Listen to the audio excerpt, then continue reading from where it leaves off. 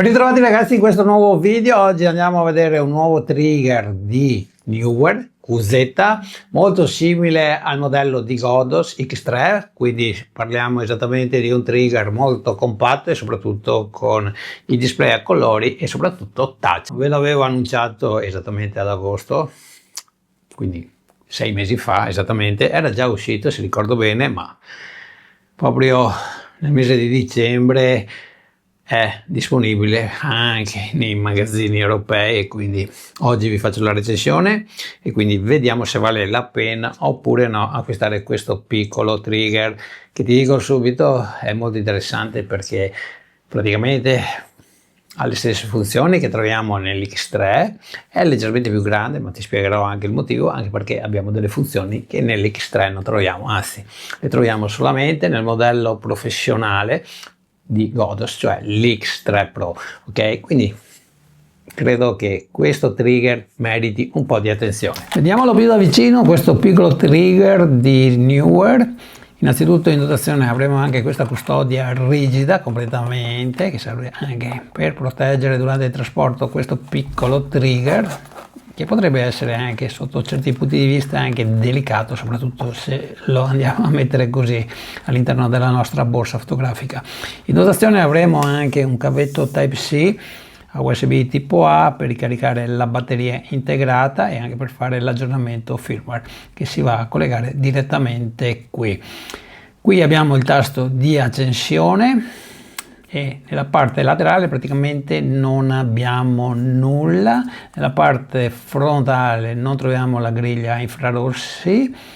Vi dico che in realtà non è che serva tantissimo quando utilizziamo una mirrorless, ma non lo troviamo neppure nell'X3, ok ragazzi, quindi non è che è questo un problema se c'è o non c'è.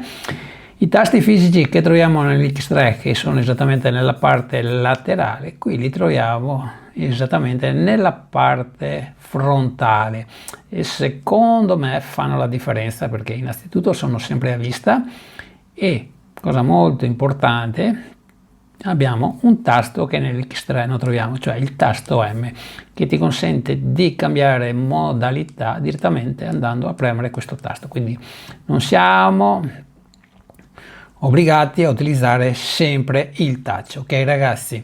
Pesa 52 grammi, però è decisamente più lungo, se avrai notato, soprattutto se conosci l'X3, ma è più lungo esattamente proprio perché abbiamo proprio questi tasti qui frontali.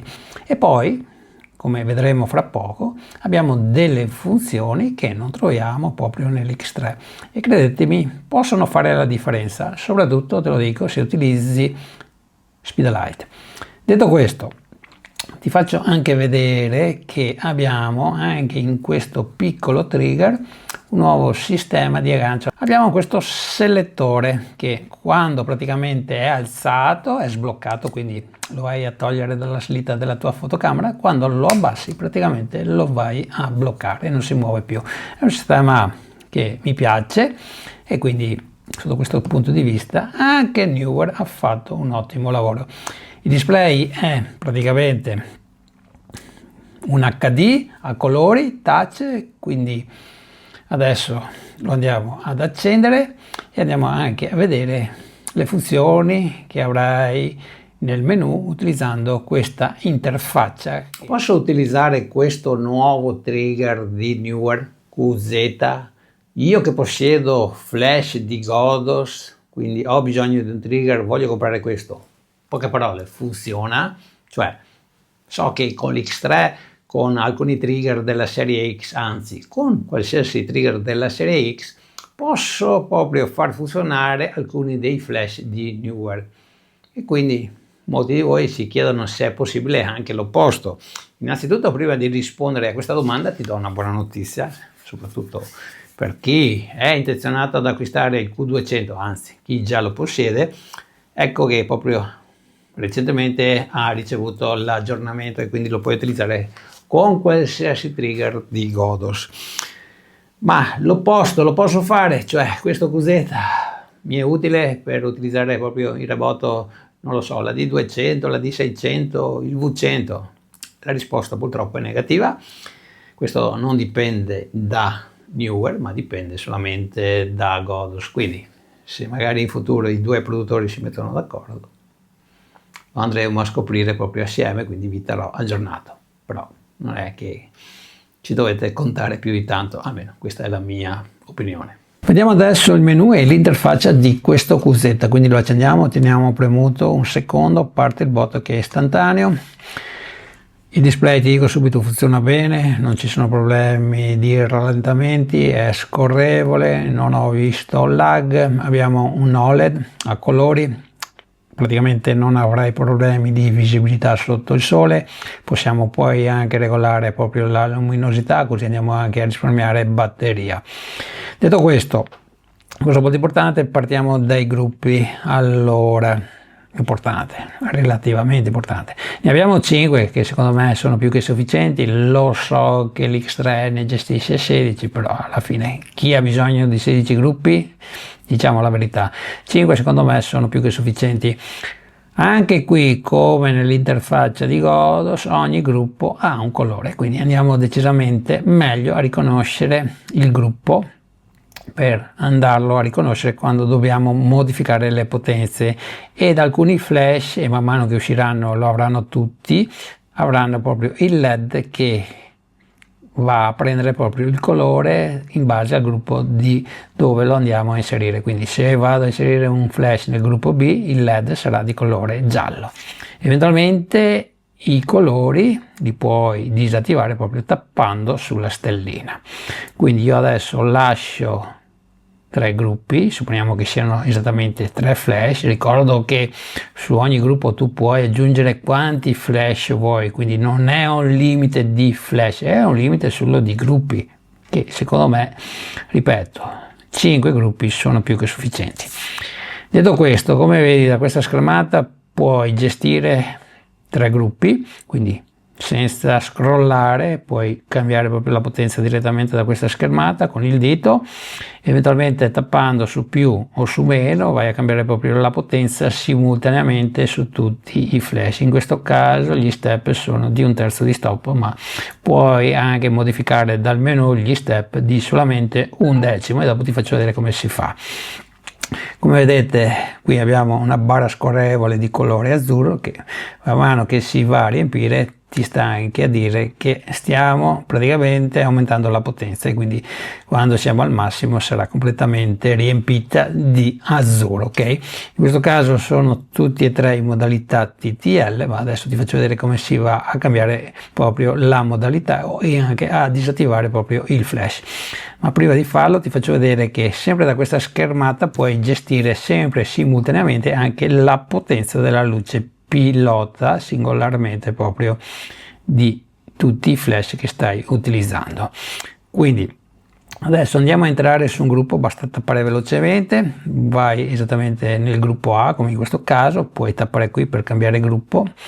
Diciamo che questa è la schermata che io preferisco, così riesco a vedere meglio quello che faccio. Ovviamente puoi anche scrollare. Da qui puoi cambiare la modalità, passare in manuale e anche disattivarlo, però la differenza è che fa decisamente molto comodo è avere questo tasto fisico che ti aiuta ad essere più veloce, perché sì, il touch funziona bene, però avere il tasto a portata di mano qua, perché sai che ce l'hai qui, secondo me fa la differenza e me ne sono subito accorto. Ok ragazzi, dopo sicuramente molti di voi continueranno lo stesso a utilizzare il touch, però io personalmente utilizzo questo tasto M che mi dà, diciamo, più velocità proprio durante l'utilizzo. Ok ragazzi, quindi da qui vai a cambiare la potenza, vai a cambiare la potenza anche della luce pilota singolarmente, perché in questo caso stiamo sempre facendo le modifiche nel gruppo A, e soprattutto puoi cambiare eventualmente quando utilizzi dei flash Cobra la parabola, e lo fai singolarmente proprio nel gruppo dove stai utilizzando un determinato flash Cobra. Perché dico questo? Perché nell'X3 non lo puoi fare cioè lo puoi fare ma lo fai simultaneamente su tutti i flash. Qui invece su questo trigger puoi andare a modificare proprio l'apertura della parabola singolarmente. Per me è più utile proprio perché io personalmente utilizzo molte volte proprio anche flash speedlight. Ok ragazzi, detto questo, adesso ti faccio vedere anche la possibilità di utilizzare la modalità multi, che non manca. Eventualmente lo puoi fare direttamente dal tasto M da questa schermata, basta premere e passi proprio in modalità multi. Qui hai 3 gruppi, hai ovviamente la possibilità di modificare le varie potenze e insomma chi utilizza questa modalità sa già come deve comportarsi. C'è anche questo veloce menu che ti consente di attivare il beep del completamento della carica del flash, di andare a bloccare anche lo schermo, di accendere tutte le luci pilota direttamente da qui e soprattutto di abilitare la funzione TCM. E una volta che l'hai proprio abilitata, praticamente quando tu vai a mettere un flash manuale, converte la potenza da TTL in manuale e avrai, come vedi proprio nel display, proprio nel gruppo, l'icona TCM, così sai che l'hai attivata e quindi hai la potenza convertita. Quindi alle volte possiamo avere dei dubbi che non l'ha convertita, eccetera eccetera. Ecco che a differenza dell'X3 abbiamo proprio questa icona che è decisamente molto utile. Ok ragazzi, vediamo anche velocemente il menu, molto semplice. Qui abbiamo come al solito la possibilità di andare a impostare il canale, lo facciamo manualmente. Sui nuovi flash abbiamo la possibilità anche di farlo in automatico. Poi abbiamo la distanza di recessione tra il trigger e il flash. Io lascio come al solito la distanza massima. Qui abbiamo anche da questo menu la possibilità di attivare o disattivare il beep, la sincronizzazione sulla prima tendina in high speed sync. Sicuramente se utilizzi Canon avrai la possibilità da questo menu di attivare anche la sincronizzazione sulla seconda tendina, quindi diciamo che perdete meno tempo rispetto a chi utilizza Sony che lo deve fare dal menu della fotocamera. Poi abbiamo la funzione TCM che la puoi attivare anche da qui. Qui abbiamo lo zoom che in questo caso però quando vai a modificare la parabola da qui vai a modificarla a tutti i flash Cobra che stai utilizzando, quindi ti consiglio di fare proprio la modifica singolarmente entrando nel gruppo. Qui abbiamo la possibilità di andare praticamente ad abilitare solamente il pin centrale, quindi andiamo ad escludere tutti gli altri contatti, quindi praticamente diventa un flash completamente manuale, quindi perde TTL, la speed sync. Questa funzione è utile soprattutto ragazzi quando abbiamo fotocamere che hanno problemi proprio di funzionare con questo trigger. Ok ragazzi, questo è l'utilizzo più importante di questa funzione. Da qui invece abbiamo la possibilità di gestire la luminosità del display. Io di solito la mantengo tra il 60 e il 70% anche quando lo vado a utilizzare all'aperto. Ti garantisco che anche quest'estate se lo vai a utilizzare non avrai problemi, non serve che lo tieni al 100%, dopo ovviamente in base ai tuoi gusti però vai a consumare più batteria. Io ti consiglio tra il 60 e il 70% così avrai un'autonomia maggiore. Qui vai anche a selezionare dopo quanto si dovrà spegnere da solo se non lo utilizzi, anche lo stand-by. Io lascio 15 secondi. Qui abbiamo la possibilità di scegliere la scala stop delle potenze, questa è quella classica, la potenza minima fino a un 512esimo, eventualmente c'è anche l'altra scala in stile Profoto e qui vai a regolare gli step della potenza, quindi o un decimo di stop o di un terzo di stop. E per concludere abbiamo la possibilità anche di fare un reset delle impostazioni. Qui vediamo anche l'ultimo firmware che abbiamo impostato, quindi basta praticamente tappare qui e dire ok, voglio fare un reset, e quindi praticamente adesso avremo praticamente il trigger come quando l'abbiamo acquistato per la prima volta. Il Guzetta, ragazzi, è disponibile anche oltre per Sony, per Nikon e Canon, e novità anche per Fuji, cosa che di solito non eravamo abituati a trovare quando parliamo dei trigger di Neewer. Molto probabilmente, ma dovete sempre ovviamente prendere quello che vi dico in questo caso con le pinze, potrebbe anche uscire la versione per Panasonic. Vediamo la batteria. Allora, così facciamo anche un po' di chiarezza. È integrata, non è un problema, praticamente vado a ripetere le stesse cose che ho detto per l'X3. Non ti deve preoccupare per quanto riguarda l'autonomia, che è abbastanza importante, soprattutto se fai certi tipi di fotografia, di reportage dove scatti praticamente dalla mattina alla sera. Diciamo che se inizi con la batteria completamente carica, neppure sentirai il bisogno di ricaricarla. Neewer dice che praticamente ci fai tra le 5 e le 10 ore, ovviamente dipende da come lo utilizzi e soprattutto da come mantieni proprio la luminosità del display. Quindi cerca proprio, per risparmiare quando hai delle giornate molto lunghe, di abbassare un po' la luminosità e soprattutto che va di stand by subito dopo che hai cambiato la potenza, ok? Comunque, in ogni caso, avendo proprio una Type-C, abbiamo la possibilità proprio di ricaricare questo QZ tramite un normalissimo power bank. La ricarica completa ci impiega praticamente 2 ore e mezza, ma supponiamo che stai scaricando la batteria, basta mantenere anche in carica 10-15 minuti e praticamente si carica già di un bel po' e ti consente di terminare la giornata. Ok ragazzi, parliamo adesso del prezzo. Allora, attualmente costa 93 euro, ma credo sarà un prezzo che rimarrà per diversi anni, anzi questo è il prezzo che praticamente troviamo anche nell'X3, quindi sono molto simili sotto questo punto di vista, quindi devi valutare quale acquistare in base ai flash che utilizzi, e quindi a fine video faremo anche una considerazione su quale acquistare. Fase conclusiva, ragazzi, di questo video faccio una considerazione personale che potrebbe aiutarvi a prendere la decisione eventualmente se acquistare questo trigger oppure eventualmente l'X3 o l'X3 Pro di Godos. Allora, diciamo così, se sei utente al 100% Neewer, quindi hai già dei flash Neewer e continui a utilizzare i flash di Neewer, praticamente questo è quello che ti consiglio a mani basse, anche perché è migliore dell'X3.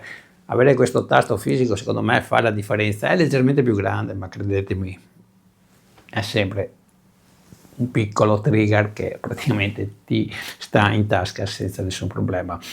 E poi avere anche la possibilità di modificare le parabole dei nostri flash Speedlight praticamente fa la differenza, anche se sono consapevole che pochi andranno a utilizzare questa funzione. Comunque c'è, è da prendere ovviamente in considerazione e quindi te lo consiglio al 100%. Però se sei utente Neewer e pensi di acquistare anche dei flash di Godos, a questo punto anzi, ti consiglio di acquistare un trigger di Godos, così puoi utilizzare entrambi i flash delle due aziende. Però attenzione, non è detto, questo ovviamente non te lo posso garantire, però potrebbe succedere che Neewer fra un mese, fra un anno, fra 10 anni, speriamo fra 10 anni, cambi idea e nei futuri flash che farà uscire non dia la possibilità proprio di utilizzare i trigger di Godos. Ok ragazzi, quindi detto questo, se avete domande vi aspetto qui sotto nei commenti e colgo anche l'occasione per farvi gli auguri di buon anno e ci vediamo proprio nel 2026 con un nuovo video. Ciao e alla prossima.